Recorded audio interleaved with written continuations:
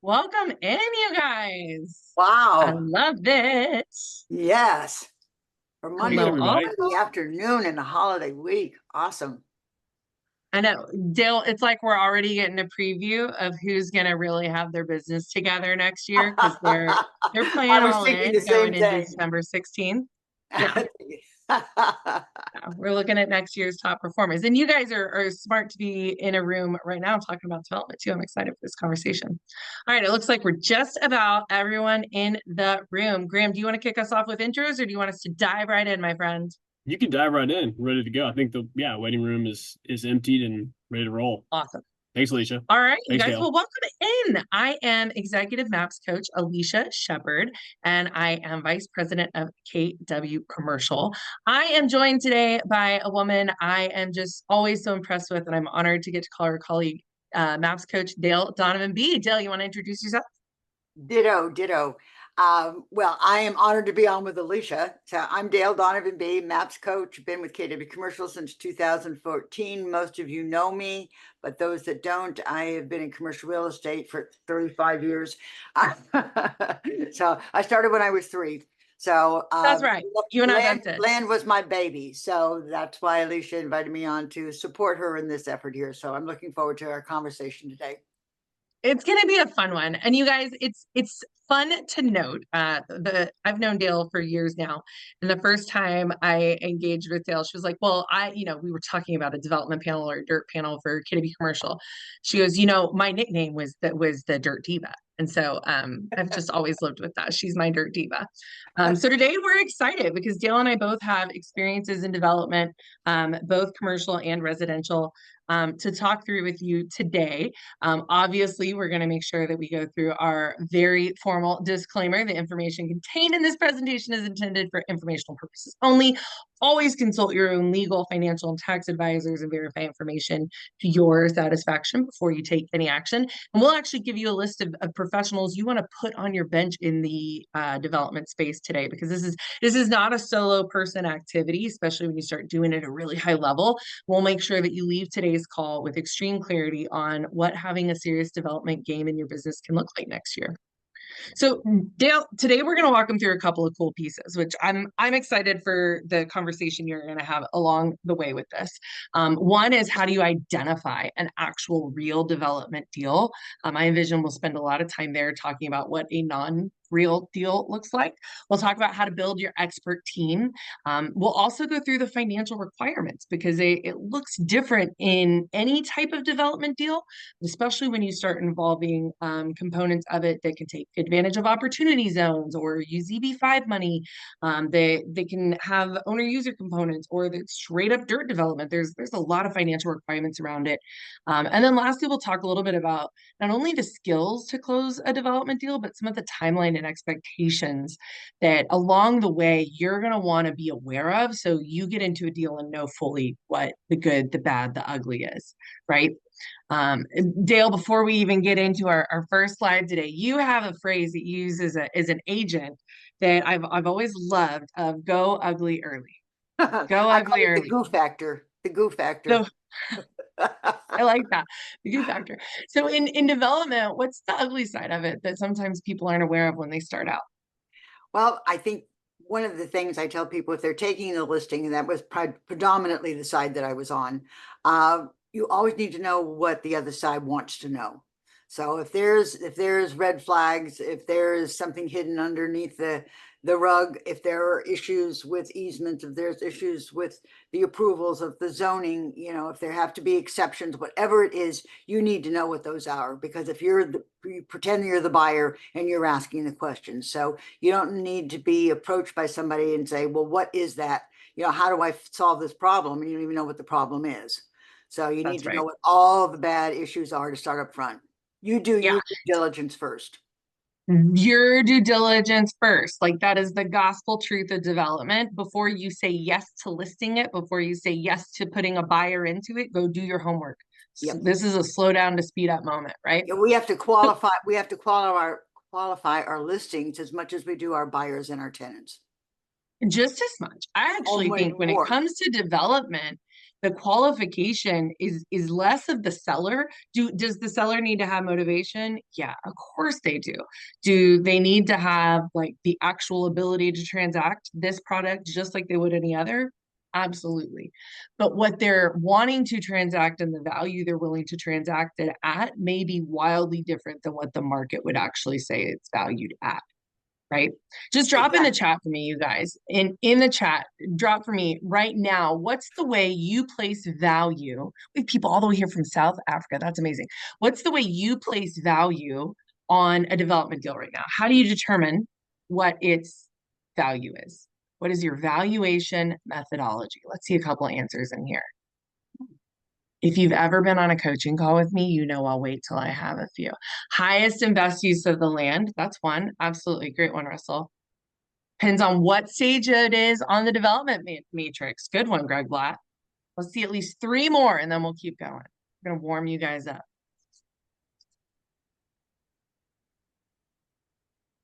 All right, 3 more in there, guys. I'll wait. Density of the land. How dense can we build it? Great one, Siri. Great to see you on here. We got enough people on here. You still owe us 2 more examples. How else are you doing it? Zoning and potential for entitlements, zoning, what others have offered on the property. Yeah. What's the market in most need of? Jeremy, we're going to talk about that one a little bit today. How many units can you build? Location. Yeah. You know what happens so many times on this one, Dale? And thank you guys for sharing this. This is why I asked this question. So many times I might be the holder of the land and I want to sell it. And I know the potential, or I think I understand the potential of what it could be. And the value I have predetermined in my brain that this land is worth is based on what it could be in the future. So some magical developer is going to pay me this big number because of the potential future value it holds. And it's a totally hallucinated idea that my land is worth X because of the future of what would be built there that doesn't exist today, that doesn't have all of the resources it would require to be built that hasn't been approved. But how many times does that happen? So we get stuck with land listings that are sitting on the market 2, 3, 4 years because it's built on a totally unrealistic foundation of pricing. So when we're talking about identify the right development deals, there's a couple of phases that as agents, as seasoned professionals, as advisors on these deals, we can do ahead of the game to make sure we're setting ourselves up for the best use of our time, energy, and resources, and our clients up for realistic expectations of the market. So Dale, when you research a market, when I talk about identifying trends, what type of trends do you look at that most impact a commercial development? Where the market is going, and a lot of it has to do with the government officials and where they see their growth and development, what their 3 or 5 year plan is that comes from the city or the county. So that's where you really have to start. You have to dig deep and get into the absolute foundation of where they want to see the growth, the particular entity or the municipality that's handling this.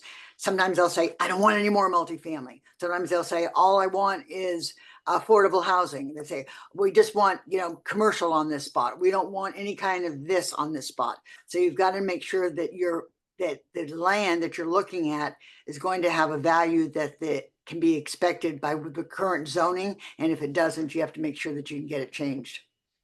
Well, and that I think that's exactly spot on. I think that the thing I'm hearing you say, which is it's true for me. Step 1 when I have land is I call the city and I set up an appointment with a city planner. Typically, planning and zoning department is your friend in this situation, whether it's commercial or residential. Now, if I'm just going in for one single residential lot, that's probably overkill. That's a different story. But if you're looking at a project that's going to have more than one structure built on it, that's going to be on a major thoroughfare, that's a larger opportunity, step number 1, if I call you and say I need to sell my land, is not to come banging on my door with a rep agreement. It's call the city first. Call the city and ask for a meeting with a planner. And you're going to ask them, what do they actually want? So one of the examples in the chat was, well, let's build what's missing from the community. As logical as that sounds, unfortunately, community plans don't always use the same logical outcome that we might have. Your owner might say, this would be great to build a big mixed use building on, or, you could put a small neighborhood here. But if the city thinks that it should be an industrial park, too dang bad. They're going to tell you it needs to be an industrial park, which changes the value of what the thing could be worth. So to identify trends, the best first step you can call or do is call the municipality. Call whoever has oversight on that land at the most granular level with the most stringent level of detail and ask them what can be built here. And I I think, always go into that meeting acting like I am just the blind being led. Tell me exactly what I can and can't do here. well, let me tell you what I did when I first started out in land. I didn't know anything. You know, I mean, I knew what I knew, but that was about it. I knew a lot of people. So I went into the planning and zoning departments in all of the cities and all of the counties and municipalities in Dade and Broward County in Southeast Florida. That was a lot. And I sat down with the planning and zoning. You're not going to get to the managers right away. You're going to get a junior somebody until they figure out who you are. And then you sit down with them and you say, I am different than the other brokers. I'm not going to try to cram this down your throat. I'm not going to try to change the zoning if you don't want it changed. You tell me what you want where. I know a lot of people and I'll bring what you need to be here. I'll do my Bring best. the right developers to the right projects, right? What a proactive way to go with that. Yeah. I'm your deal maker. I am your matchmaker. What a non-diva personality to Yeah, I'm approach your that deal with, maker. by the way. Good job. Good job. Yeah. Yeah. Awesome. So the next piece, and I will tell you guys, this is one you have to stay current on. If you're on the call today and you think you want development to be a piece of your 2025 puzzle or a piece of your business moving forward, go have that exact conversation with your local government, right? What do they want to see in this? Because that's going to be your best quiver that you can have ready to go to put the right people with the right deals that can actually get done. Zoning updates is something in market research. You're going to want to know what changes to zoning have occurred in your market. Many times you might see, let's say it has a C or an R on the zoning, but they might have what's called a design overlay, especially in urban markets, where they have come in and put a different community design on top of the broader zoning that sits in the city. I hear agents all the time think they had a no-brainer deal. Of course we can do it. It said online that this is the zoning, so this is what we can do. And by the time they get to final approval, they realize there was a design overlay they didn't know about. So you want to Alicia, know about those. Go sit and meet I with your wanted to city add to here. discuss those. Yeah. Yes. Ask, and you can go for it on the municipality website, or you can ask your engineers or your architects that are going to be part of your team what the comp plan is. The comp plan is a term that we use. It's a comprehensive land plan that every municipality has, and they will tell you what they want where and what the zoning is and what it allows. So you need And a most of them are comprehensive published land. online because they're required to be. They're Yes. required to be public information. Comp plan, Yeah. comp plan. Mhm. Yep. Love that. Now, the last piece on market research, once you have a clarity on the trends based on what the municipality wants, zoning updates based on what's current, is growth areas. And in that comp plan Dale's mentioning, they'll show you where they believe, based on new employers coming in, based on new infrastructure that's gone in, based on school systems, all of their different moving metrics that their comptrollers are typically looking at, they'll have areas of growth where they believe they're going to see higher density requirements. So more development gets approved there. We want to focus on projects that are in the path of growth. That's going to be the fastest way for you to find development opportunities that lead to a paycheck. You don't want to go chase the pie in the sky ones. You want to get on the ones that lead to paychecks. So look for growth areas in that comp plan. Then you'll move into some tools that you're going to want for success. You will need market reports. Now, I have always loved the free 99 version of real estate information. And in almost any market across the United States, you have a role inside your government called the comptroller, COMPTRO, right? Comptroller. They are the ones who will publish free information about market data around the real estate you're working with. If you're a seasoned commercial agent, you might have a tool like CoStar. You don't want to go get CoStar if you don't have to have it, but you need some sort of tool that's giving you market report on demographic trends, housing trends, employment trends, traffic trends. You want to look at that because that's going to help determine where development will go next. Government plans like that comp plan that Dale was talking about are very important. And your comptroller will also have economic forecast for your local market. Now, we could go big national spectrum, but that's not going to matter what gets built right in your backyard. Dale, in your market that you practiced in Florida, what were the resources you leaned on the most so that you would have local economic data? I went to the Economic Council. Sometimes they were called the Economic Development Council. Sometimes they were called the Redevelopment Economic Council, Downtown Redevelopment, depending on where it was. There's an Economic Council that will provide you information of where the growth is, what the demographics are. They give it to you in pretty marketing material that you I can. know it looks so gorgeous. I I don't even know. need Canva. Yeah. No, and you don't have to do plagiarization because you say this is from the Economic Development Council. Now you look like the expert, and you Yeah. talk to them too. They talk and say, what do you want where? And a lot of times they'll tell you where the growth is going. You don't want to be chasing the growth. You want to be in front of it. Well, how do you make sure, Dale, that you stay in front of it? What were the trends that you looked for to know if you took a piece of property and you were going to take it out as a development opportunity? What were the trends you leaned on that said you'd be in front of growth? I really hooked up very tightly with the road construction and engineering transportation guys and gals. And Yeah. they knew where the new roads were going to be going in. I also looked at the 5-year plan and see generally your developers are going to be 3 to 5 years out for when they're ready to be built. So what they're looking at today is really 3 years from now. So That's the golden nugget, you guys. If you take nothing else from the call today, that is the golden nugget right there. Is go get the 5-year plan and find out what's coming next. If you're going to go hunt for development opportunities to put into your pipeline, that's the way to do it. And we're in the right market cycle for this conversation, right? If I'm looking at the market and there's a downward trend and an upward trend, developers like to pick up the dirt when it's least expensive. And they like to have their holding time when the market is going up so that they are in that process building and developing the product.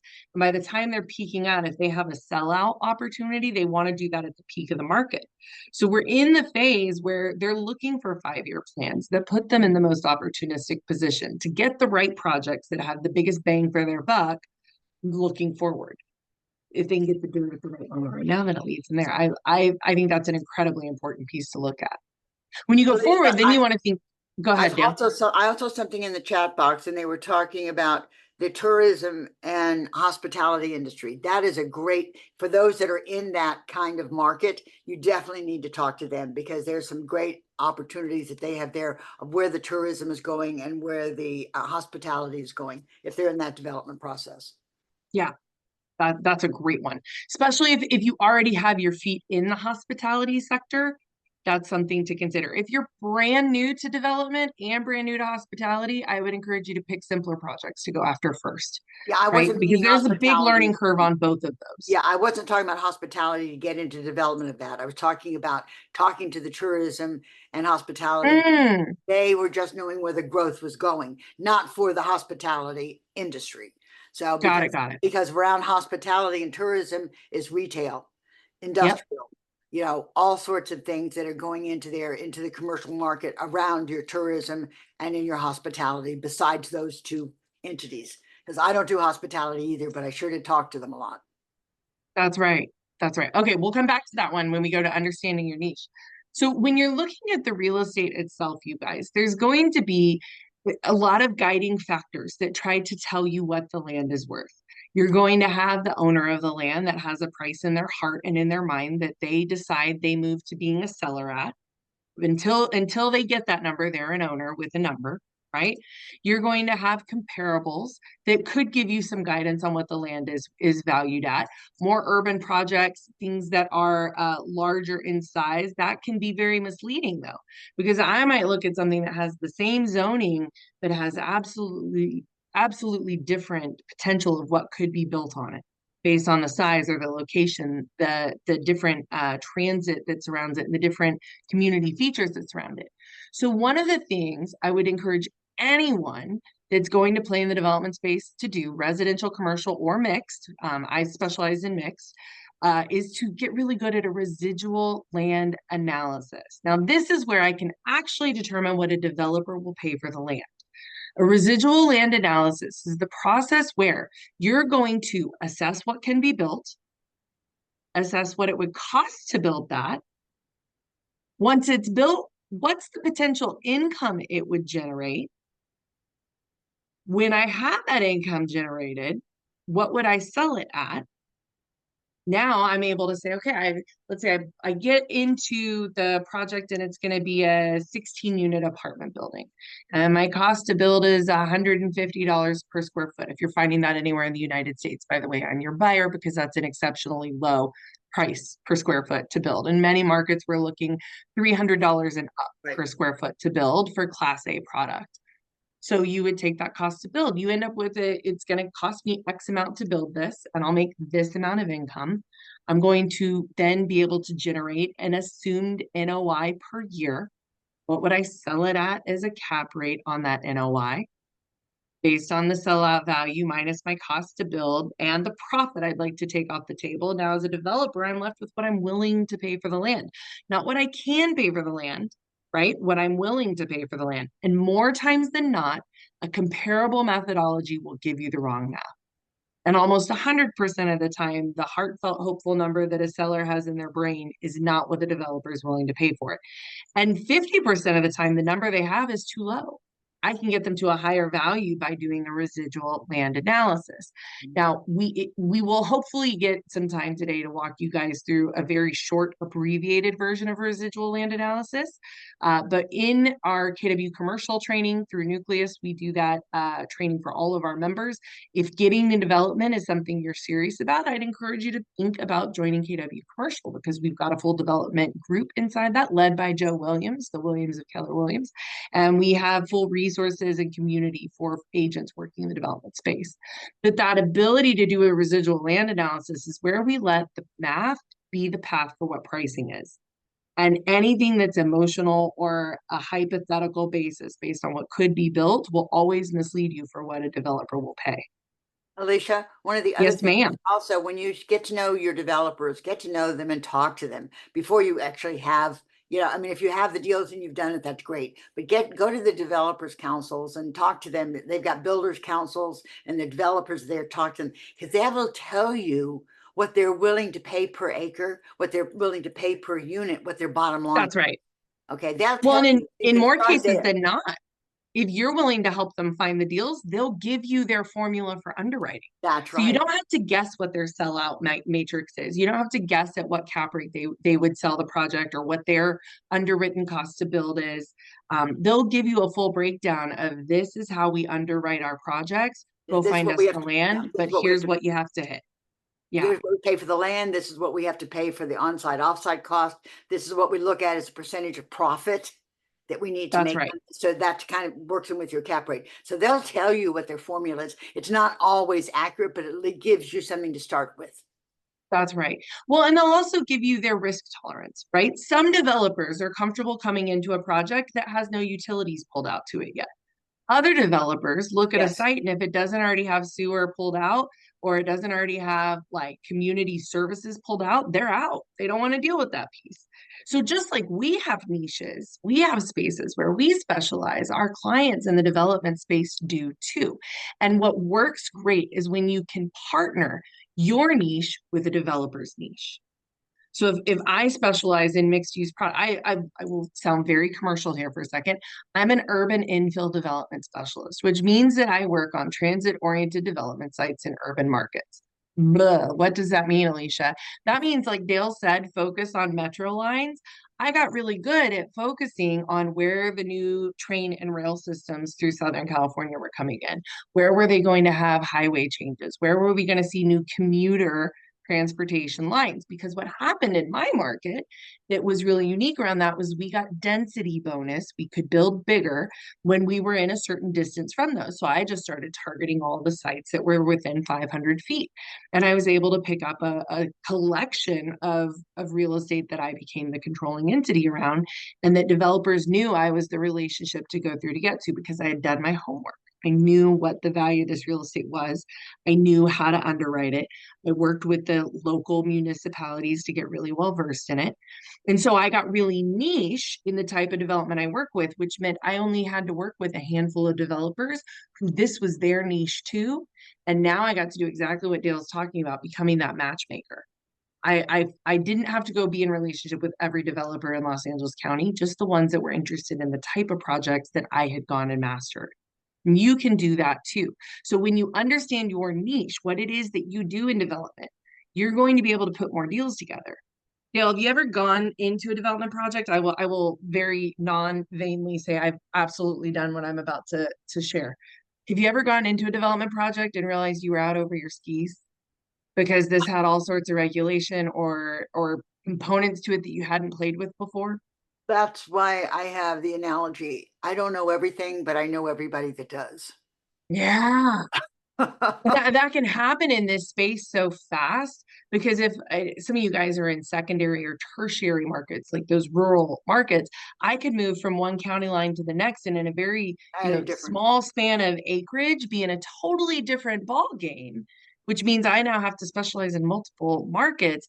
I'm going to slow myself down if I have to do that, right? And I would never want to do something that slows down my ability to put the deal together with competency, and I wouldn't want you to do that either. So I've never get in. done, yeah, I've never done two deals the same. That I don't think they exist because No, unless the you know, dirt's the exact every same, time I do a deal, I learn.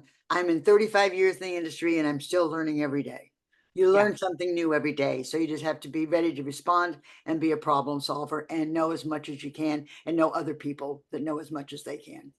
that's right. So you might be the expert in your niche, but have the relationships that go elsewhere. Just like I would never sell a house because that's not my forte. I've never sold a house, not even my own, and I probably never will unless I decide I'm going to go become a residential specialist. I know great residential partners that I can always bring in on a deal, or I just refer them out because that's easier.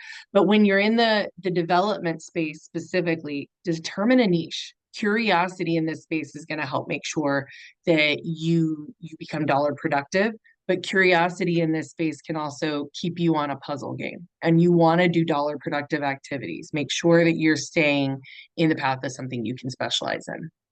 So Dale, then we go into, I'm going to specialize. I need to build my dream team around me, right? I need to put the experts around me that are going to help make sure I'm always facilitating my deals with the highest level of fiduciary responsibility, competency, and accuracy. Core members. What's important about having this team of core members, specifically the architect? Well, I can respond to that because Jennifer is just asking a question here. She said she took her questions about what could go on the property and zoning and everything to a councilman, and she was referred to the council by the planning and zoning department. Well, council are not going to be able to give you a yay or nay until you present the site plan to the council for their approval. It's called site plan approval process. And they're not going to give you individual approval. It's got to go before the council. So you have to submit it to the planning and zoning department, then takes it to the council for their approval. It's a whole long process. It doesn't just begin. So that's what you have to be looking at there. And I forgot the original question. No, that's all right. Why do we build the core team of members? And I mean, Oh, you because for you that very reason, because then you have to know what you need to be able to be presenting. You have to have your architects. The architects, particularly the ones that are going to give you your site plan. That's why I responded that way. that to me, that and the attorney are the two that are And non-negotiable. you can You get have to have. engineers. Yeah, you can get engineers to give you your site plan too. The engineers are going to give you a square box. The architects are going to give you pretty. They're going to give you the same thing, but it may look a little different. And then one may be able to densify it. One may be able to make it look pretty. One may be able to make it look, have a lot of units or a lot of square footage in it or put a lot of stories on it or something like that. The other one's going to show you where the roads go and all that. So you're going to have horizontal and vertical And development. vertical. So you're That's going to right. have both of those people that are going to be involved. So engineers, architects are very important to identify both of those. It's so interesting. And it's the first time I've heard of this happening. I have an agent that I coach, and she had a development opportunity she was competing on, and they loved her. They thought she was great. They picked her competition. Why? They had an architect on their value proposition of what they were offering, and they were covering the cost. And so this is something that's really important to think about if you're going to specialize in development.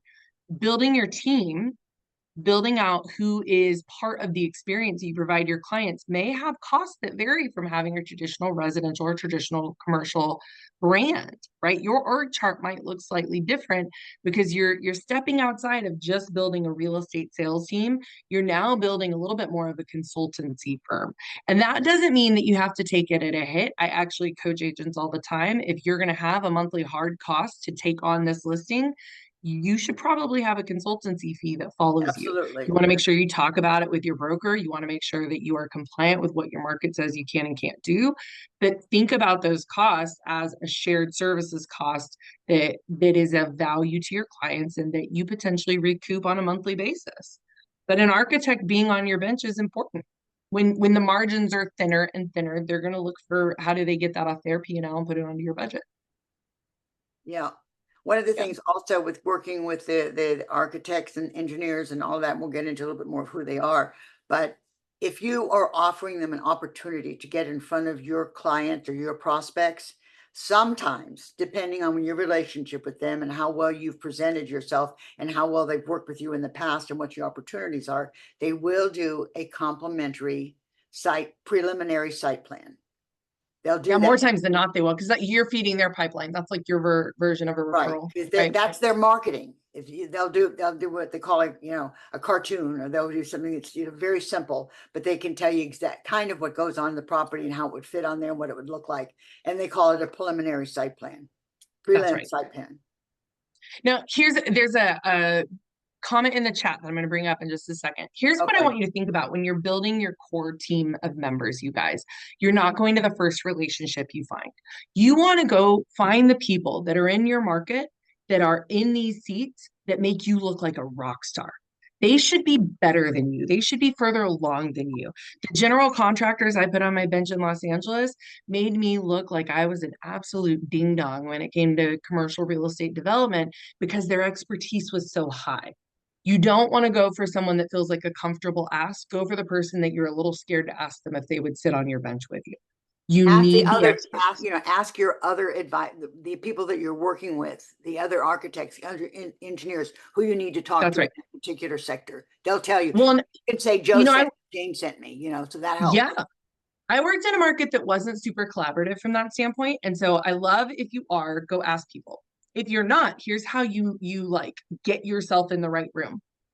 There's an organization called Urban Land Institute, Well, ULI.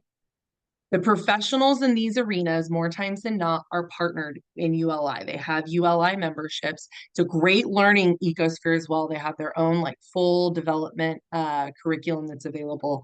But ULI is a wonderful resource of relationships. The second thing you can do is start looking at the articles, the press releases, the news releases of who's involved of the type of development projects you're working on. There's a great website, Urbanize, Urbanize. It's available in most major markets across the US at this point. Urbanize does a great job of reporting on announced development trends, and it'll say who the general contractor is, who the developer is, who the architect is, what engineer was on that deal. They'll give you that information. Start looking for trends. Who's on the projects that are like the ones you want to be working on? And then pick up the phone and go call those guys or those gals. Hey, Dale, I saw that you were included on this project on Lincoln Boulevard. I'd love to take you to a cup of coffee and pick your brain. I'm working with owners in the area that have similar land. Would love to see how we build an alliance to work on these projects together. and yes, That's, they will meet with you. they will all day long. They love it. Now, coach hat on. Those don't count as your lead generation calls and meetings, No, no, boys and no. girls, but these are our That's allied education. relationships. That's right. That's right. So you've got to have the architect, general contractor, an engineer, and absolutely an attorney that is just kind of your quarterback on difficult questions. And you really want to get a land use attorney in most major markets. In most markets, you can find someone who specializes in development litigation, and that's what you're looking for there. As far as attorneys are concerned too, Alicia, there's three levels that I like to work with.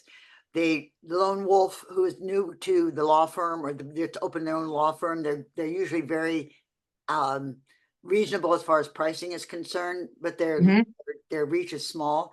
The second level is like 5 to 7 attorneys, and then they have kind of a variety of attorneys in there that know what's going on in different sectors, not just commercial, but contracts and estates and all that kind of thing. And then you have your big boys and girls. Those are the ones that have the clout that are generally at the table with the large developments. So you have to know all That's three right. of those types of attorneys.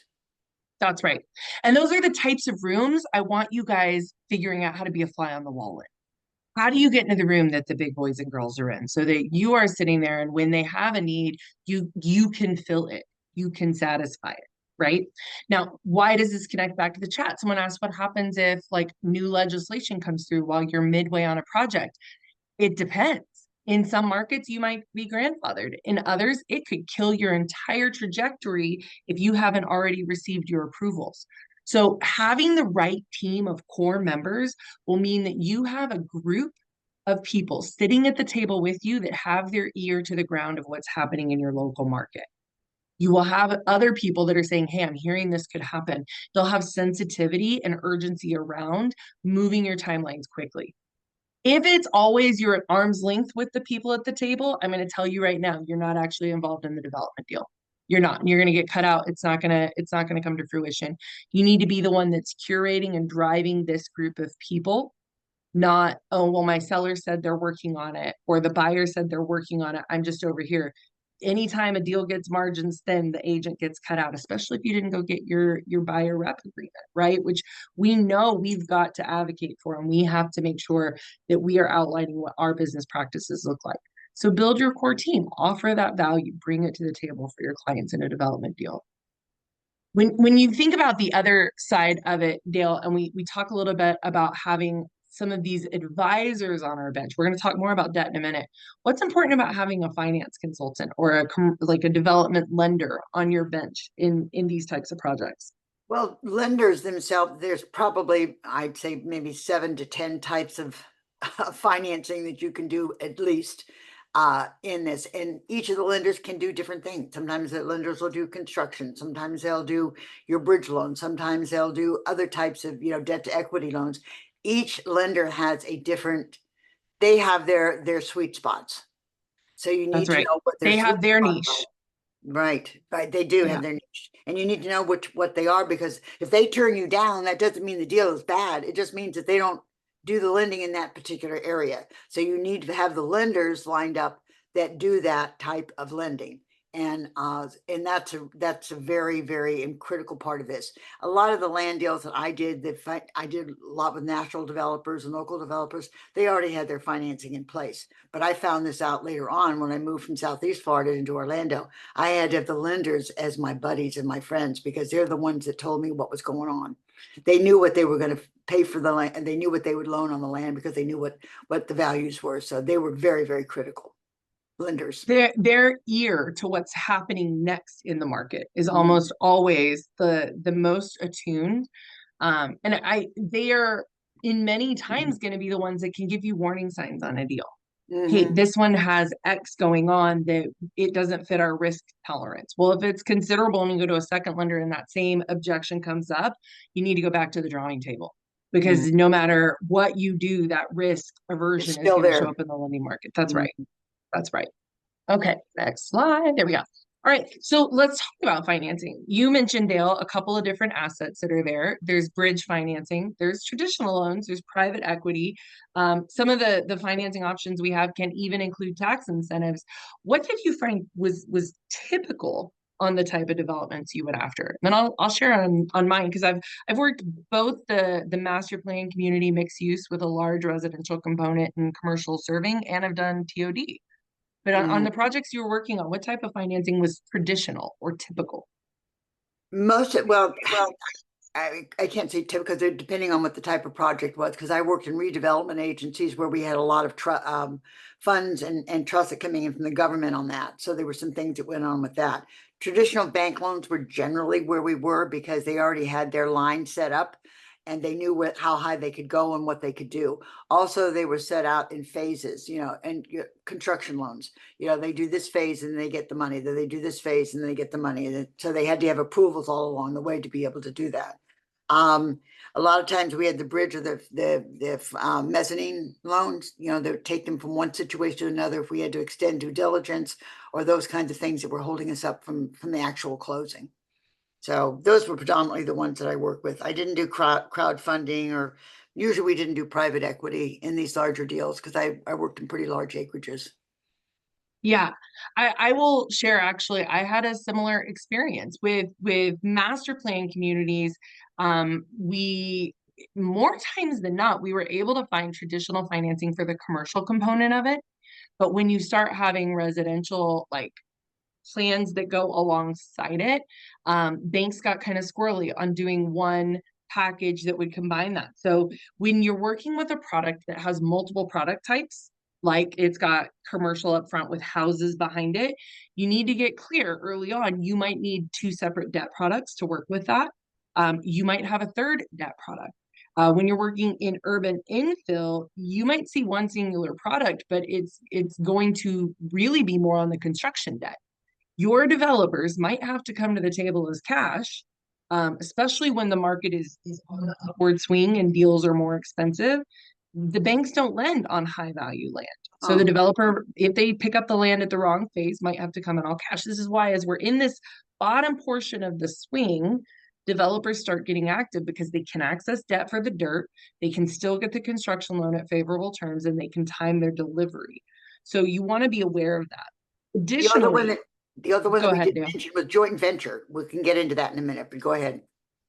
Yeah, we will get into that big time.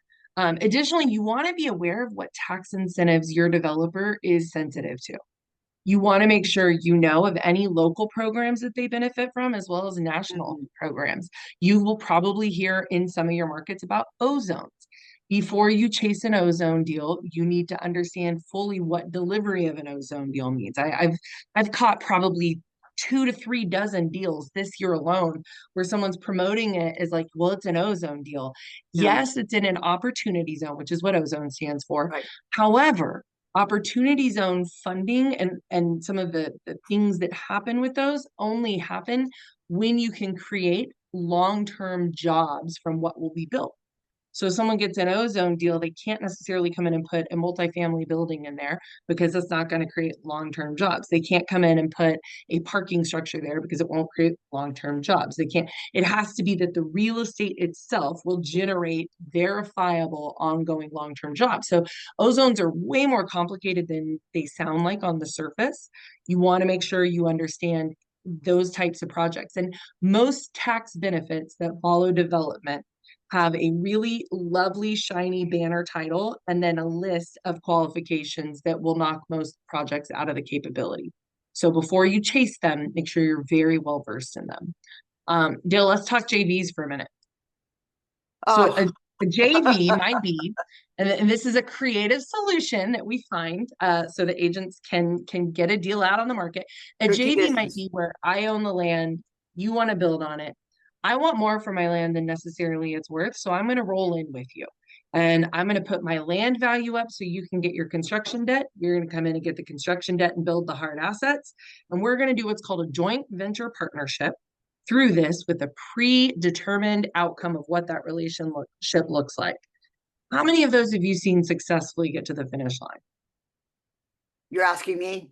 Yeah, Oh gosh, less than a handful in my lifetime. they are complicated structures to actually get there, right? We talk in business ownership that a partnership is a marriage. A JV is a It's marriage. tough. It's tough. It is, it's yeah, Because the reason you're starting with the JV is one side doesn't have what the other side needs generally, and that's usually money. almost always, yeah. Always, and so when you're negotiating the money, it's who's going to get what, and that's when it gets very tricky. And who's going to get what when, and Well, that's gets really here's tricky. why I found they're tricky. The market is not a predetermined data set that we can put in as just a proven fact into that agreement. And most JVs are taking a bet on a future market and future performance. In more cases than not, the one controlling the land is expecting something that the one bringing the development, who's taking the risk of putting up the actual vertical structure and the horizontal structure, may not be able to deliver on. And so there's this third entity that comes in part with JV negotiations that is unpredictable and therefore leads to many of these falling apart before they come to fruition, which is the market. We can't predetermine the market. So if you're newer in the development space, my coaching and guidance would be avoid JV conversations for a minute. Yes, Get where yes. you're consistently finishing getting development projects into negotiation and finished. And if you're having to pivot to JVs, it means we're probably not putting the right deals together just yet. So Also, avoid if you those in the don't, beginning. also Yeah, a lot of times people will love the land deals because they see the dollar volume behind it. What they don't understand is the dollar volume also brings a lot of problem solving with it. And that just because it's a large dollar volume, you think, oh, this is great, I'm going to do this deal. No, you have to do your due diligence up front because if the dollar is driving your deal, it will fail. It will fail. absolutely. If you're And taking even in the a deal, great market, development deals fall apart. Yeah. And that's not us trying to scare you out of this. I want you to have a very clear scope of how could you successfully do this. If you chase the wrong deals, you will lose money in this effort. If you put the wrong deals together, you will lose money in this effort, not just because the deals fall apart, but the time you could have spent on deals you kept together is also lost, When you right? do the Let's, deals the right way, you're still going to lose some opportunities. yeah, So things that had nothing to do with your control around the deal. It's a city passes a new ordinance that some planner in some department decided was what they were going to do next. Things that are absolutely outside of your control can impact this space, right? Let's play a fun little game. For those of you that have done development deals, drop in the chat for me. What's the longest timeline it took you to get a deal to the finish line? Longest timeline. Mark Kavanaugh, I saw that smile crack. You've got a number that would make anyone chuckle a little bit. I can guarantee it. almost 2 years. Oh my gosh. Okay, 3 years. 3 years, Keep going. almost 2 years. I will share transparently my longest deal sat in California, sat in escrow for 5.5 years before we got it Okay, done. my first one In took me three escrow, and a half not to years. mention the Okay, 2 years of two gray hair rounds I of got PhD before and that. council PD zoning. Okay, yeah, got overlay. Yeah. Okay. Multiple rounds of planning and zoning. Yep. If you're in states like Okay. I Yeah. practice in California, you also have to get through what's called a neighborhood council before you can even Oh get to yeah. planning Oh and yeah. zoning.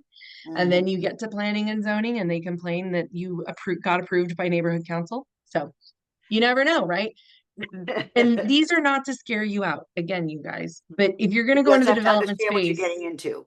100%, this is not ideal for someone that is like brand new into real estate, Mm. that financially needs to close a deal in the next 90 days. This is not for you.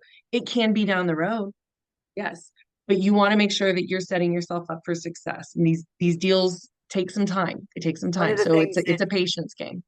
I planned my business around a workflow of immediate gratification, which was 3 to 6 months, where I did some sales of existing properties. 6 to 9 months, which was also existing properties or a smaller land deal that we could get through that was already approved, like a Like a commercial parcel or property, two. a parcel Yeah, or something like that. And then 3 were my land deals. And I had to have all 3 of those going at the same time that I had cash flow, because otherwise that's you right. don't have cash flow. Yeah, you get two Well, or and 300, $400,000 for a land deal, but it may take you 3 years to close it. That means you did 125,000 a year for 3 years, and then you take taxes out of it. So you really have made 75 or plus your cost of 1,000. sale. If Yeah. I'm paying that architect for renderings that are going on top of it, I'm having to pay engineers to go, right? I have cost of sale on top of that I've eaten. So just think about your budget model you would put on this part of your business. Now, one of the things that can help get you to a closing faster is having relationships with specialized lenders and underwriters.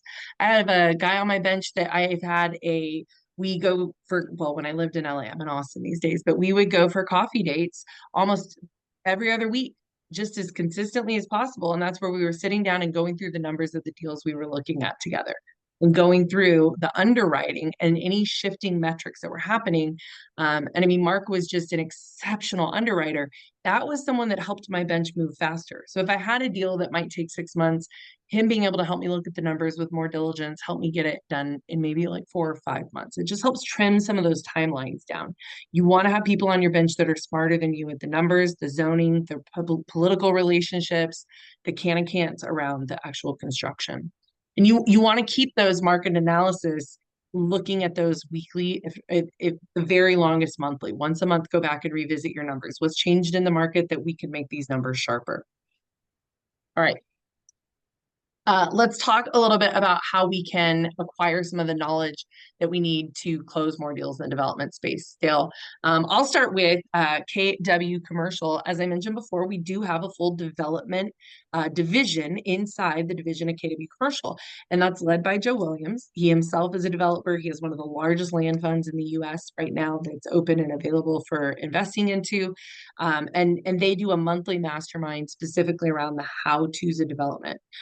Inside CCIM, which we also have a partnership, there are development, underwriting, and analytic courses and market analysis courses. And through things like Urban Land Institute, ULI, you can even go get certifications.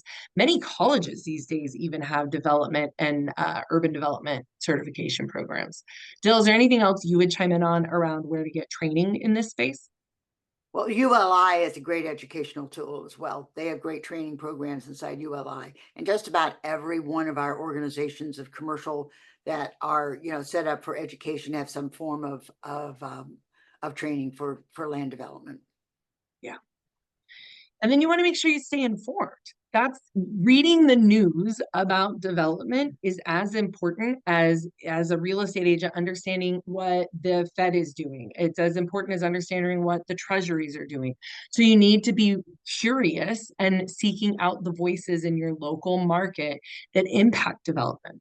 So that would be, I just stay on my comptroller's newsletter because that's where they're pushing out new data, new reports, new findings that they have. And that's information most of my competition never rolled up to the table with, which I always thought was funny because it was the free resource. You want to make sure that you're actually understanding the market data. So not just comparable data, but cost to build, what's changing and driving that up or down.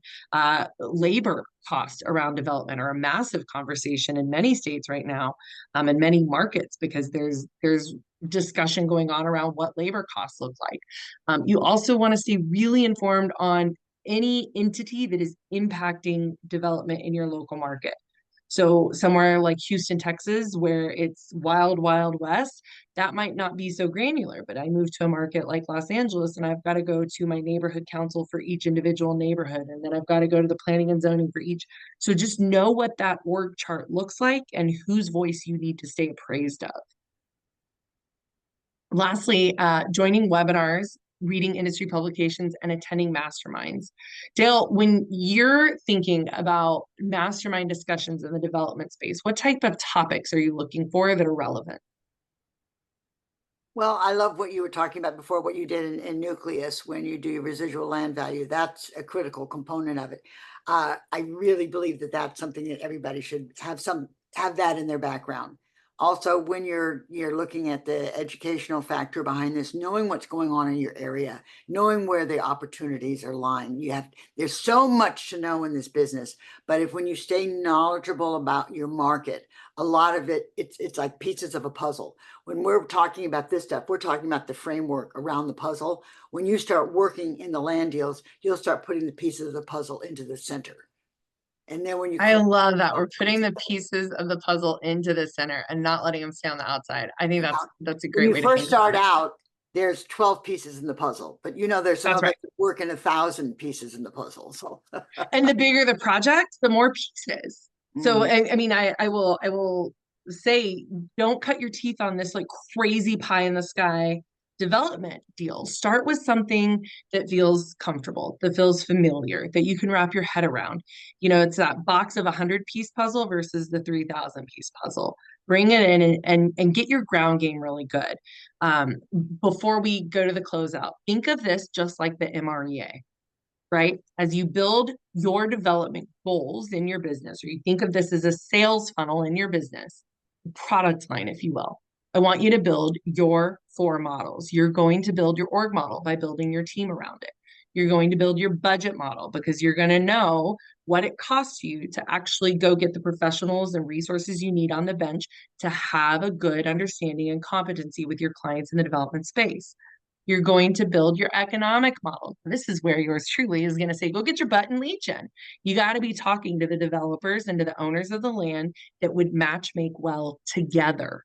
Don't just trip into development. Be intentional about this. Pick your niche and then understand how many relationships with landowners would I need to have and how many developers do I need to have.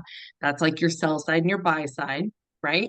And now, how often do I need to go talk to them? And what are my conversion rates based on my skill sets inside that? And then lastly, you're going to build your lead gen model. How do you actually get in front of these voices and in front of these people that will empower you to put development deals together? But if you build those 4 models and just go right back to the baseline in the MREA, you too could have a successful career in development real estate. You could be the next dirt diva. You should be so lucky. to Bill, that, any like notes you want to send them off with today? Yeah, two scenarios. One is I found an opportunity in a deal by reading the newspaper. I was reading through the newspaper, and one of the nurseries in my area, in a very populated area, was selling. I went to them. Nobody had ever approached them before to list their land. They were selling the nursery. I went, hallelujah, because it wasn't going to be a nursery anymore. I found that deal. Another one that I wasn't successful with, I drove past a 10-acre property that was within 2 blocks of my house for 5 years and never looked at the ownership of it. And it finally, a sign went up on it by another broker, and I went, dang, that was right there. But I drove by it every day and I didn't see it. It was forest for the trees. Yep. Well, the Dirt Daddy's on here now I too. see Greg's coming for you. I love it. I love Well, it. this has been awesome, Alicia. What a fantastic Likewise. way to have a conversation. Thank you so Let me much. see you guys just drop in the chat. What's one aha you're taking off of this call? Better yet, what's one action item you're going to put into your business here at the end of 2024 to make sure the development is a dollar productive area of your business in 2025? Urbanized comptrollers. Love it. Krista, absolutely. It's an honor. Really love being here with you guys today. Excellent. Practice a deal. I love that. I'm glad you took that. Look into ULI. Go and ask for business with the developers. Connect with the local counselors. There we go. All right, Dale. We actually left them with something valuable. Do your homework. Absolutely. That's it, you Happy guys. holidays. Merry Christmas, everybody. Have a wonderful holiday season, you guys, and get after it. We'll see you on a dollar productive 2025. Awesome.